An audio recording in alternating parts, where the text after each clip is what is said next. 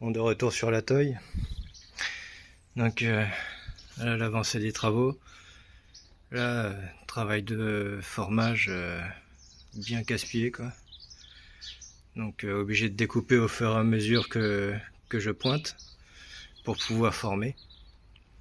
Et puis ici évidemment il faut découper aux bonnes dimensions parce que cette partie là a été remplacée, celle-ci là évidemment. Et là maintenant il faut que je vérifie si l'aile passe pour ensuite repérer les deux trous de perçage pour la fixation de l'aile et souder à l'intérieur deux écrous pour la fixation. Ensuite il va y avoir le renfort ici qui vient en premier pour ensuite refermer le bas de caisse. Donc encore du boulot quoi.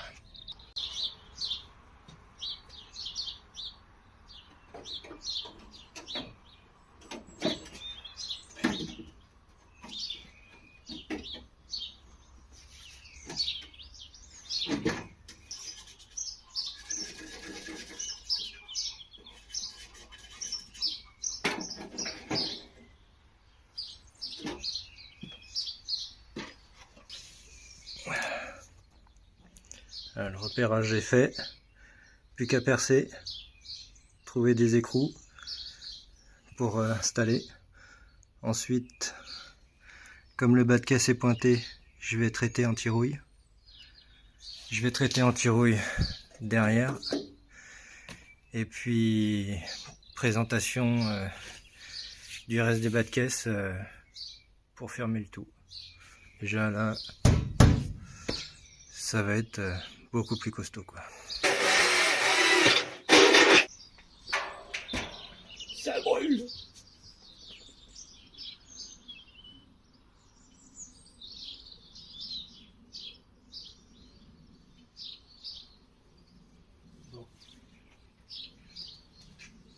Ah oui, certains de mes outils sont aussi vieux, voire plus que la voiture.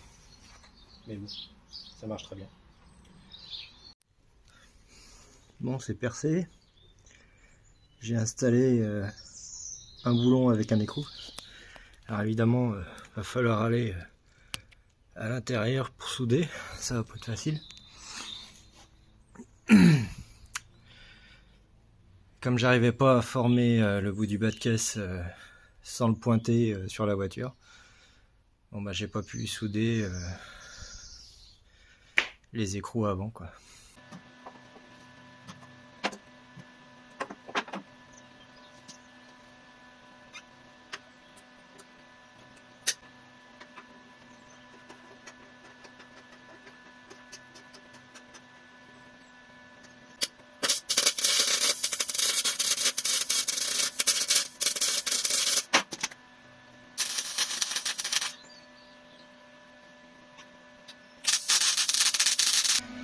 Donc voilà ce que ça donne pour le pointage.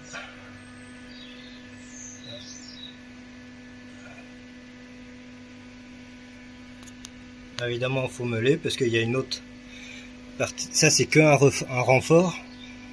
Il y a encore la partie du bas de caisse qui vient par dessus. Donc il faut que je découpe ici, que je forme comme il faut, que je décape pour pouvoir souder. Je vais seulement pointer, je vais pas souder tout le long.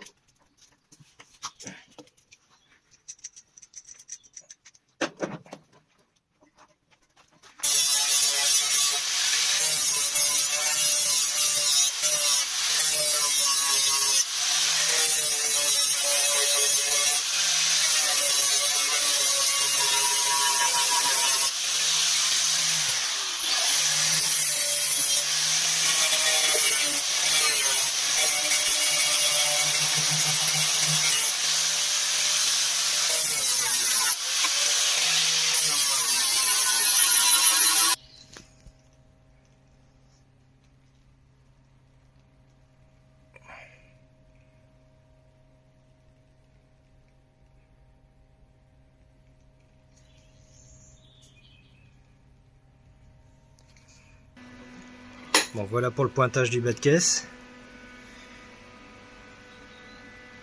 Donc des petits points propres.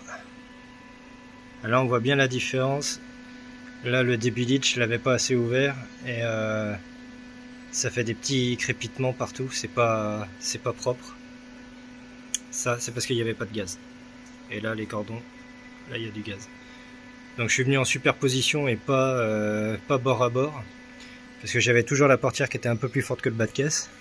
Et en plus j'ai un grand enjoliveur qui fait tout le long du bas de caisse en inox. Qui vient par dessus, donc ce sera très bien. Et c'est plus facile à souder. Et puis après j'ai le pointage du bas. Et ce qui est important lorsqu'on pointe la tôle, c'est de faire un point un petit peu plus loin, un petit peu plus loin, un petit peu plus loin, et on revient à zéro pour recommencer à pointer. Sinon on chauffe trop la tôle et bah, ça la déforme. Donc comme il me reste plus beaucoup de gaz, je vais surtout pointer. J'ai une autre partie du bas de caisse qui est là pour terminer ici, parce que il faut évidemment aller jusqu'au bout, hein. Et puis on devrait être pas mal.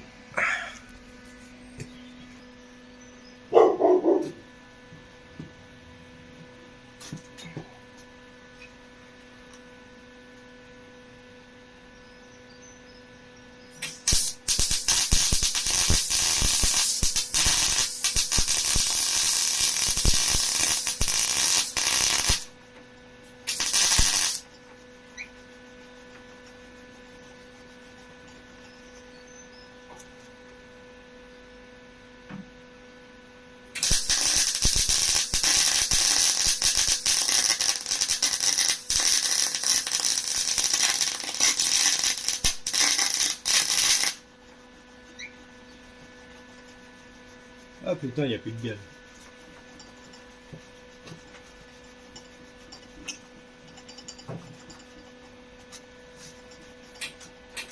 Plus de gaz.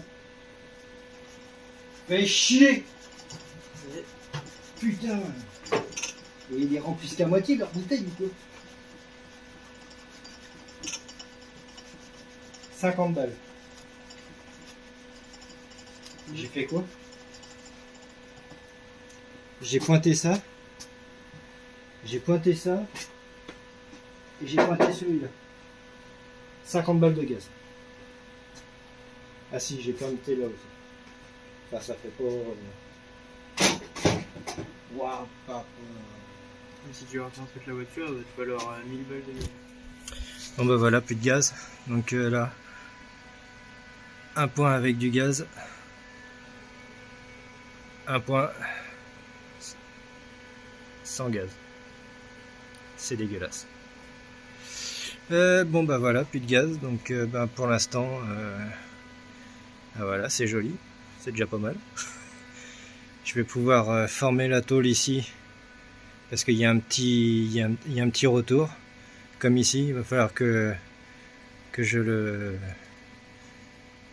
forme un peu mieux. C'est pour que l'aile soit alignée avec le bas de caisse.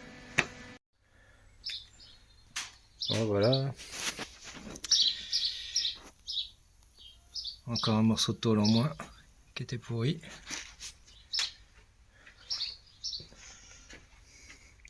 Donc là j'ai démonté tout le bloc chauffage. Parce que là elle a mangé quand même. Et tout ça, ça se voyait pas. Même le contrôleur technique, ça on le voyait pas, puisque il y avait une telle épaisseur de goudron d'origine que impossible. Ah, c'est ça, le goudron qui recouvre le plancher à l'origine. Donc là sur le tunnel de transmission, je l'ai laissé parce que j'ai pas besoin d'intervenir sur le tunnel de transmission. Toute la tôle qui est là. Donc il faut quand même que je vérifie de l'autre côté. Donc voilà. Après il y aura les arches de roue. Puis là, dernier contrôle technique. Elle a pas trop aimé niveau freinage. Donc en fait j'avais déjà un souci sur mon mètre-cylindre de frein. Donc à l'intérieur, ce qui fait l'étanchéité, c'est non pas c'est pas des joints, hein, c'est des coupelles, ça s'appelle des coupelles. Et Ce qui s'est passé, donc le mètre cylindre il est là. Ce qui s'est passé, c'est que d'un seul coup, j'ai plus du tout eu de frein à l'avant, surtout d'un côté. Et donc j'avais remplacé la coupelle parce que j'arrive pas à trouver qui que ce soit qui veut m'en vendre parce que c'est trop technique, ça touche à la sécurité, c'est fait dans un environnement propre, clinique. Oui, bon, ben, en attendant, moi j'ai un mètre cylindre qui est prêt à foirer n'importe quand, donc je préfère avoir des pièces neuves et puis les monter, étant donné qu'on trouve personne pour vouloir le faire. Ou alors une boîte à Paris ou dans je sais pas quel pays, faut envoyer le mètre cylindre, attendre je sais pas combien de temps, payer je ne sais combien pour le recevoir, alors qu'un jeu de coupelle, pour quelques dizaines d'euros, au lieu de payer 300 ou 400 balles pour quelqu'un de face à ma place, alors que je l'ai déjà fait quoi. Enfin bon. Donc en fait, j'avais mes 2 roues avant qui bloquaient. Un peu avant quelques semaines avant que j'arrête de rouler avec la voiture. Et en fait, quand il y a une roue qui bloque, bon bah ça peut venir d'un étrier, un tube. Souvent les tubes de frein rigides, ils se détériorent à l'intérieur à cause de l'humidité, parce que le liquide de frein absorbe énormément l'humidité, même à travers la ferraille. Et bon, ça, bah, les résidus ça peut boucher les conduits dans l'étrier et puis bloquer un frein. Bon. Quand les 2 freins bloquent en même temps, généralement, c'est pas la faute des étriers, c'est la faute du mètre cylindre. Donc là, comme c'est intervenu les 2 en même temps, j'ai pas de questions à me poser, ça vient du mètre cylindre, surtout que j'avais déjà remplacé une coupelle, mais par l'occasion. Ce qu'il faut jamais faire, mais bon, j'avais pas le choix, fallait bien que je roule avec la voiture, ne trouvant pas les pièces en neuf. Donc ici, voilà ce que ça donne la tôle. Donc j'ai commencé à décaper aussi le dessous, mais bah, c'est super chiant, c'est pas confortable, faut aller en dessous de la voiture, faut un peu se plier en 4. Et puis bah, c'est que la meuleuse elle est lourde quoi, au bout d'un moment, les épaules elles aiment pas trop, surtout que bon bah moi j'ai les épaules qui sont bien esquintées, le dos avec, donc c'est pour ça que le chantier avance pas vite. Je fais ce que je peux quand je peux, j'essaie de le faire bien, c'est déjà pas mal. Là il va falloir aussi bah, pareil, hein. Alors oui bah oui, il y a des trous, mais bon, faut découper, remplacer chaque morceau. Là il y a tout le long, là je vais remplacer. J'avais fait découper 2 longueurs, donc là j'en ai une que j'ai utilisée là, et j'en ai une aussi pour l'autre côté. Donc je vais pas ouvrir tout le bas de caisse comme j'ai fait le côté chauffeur.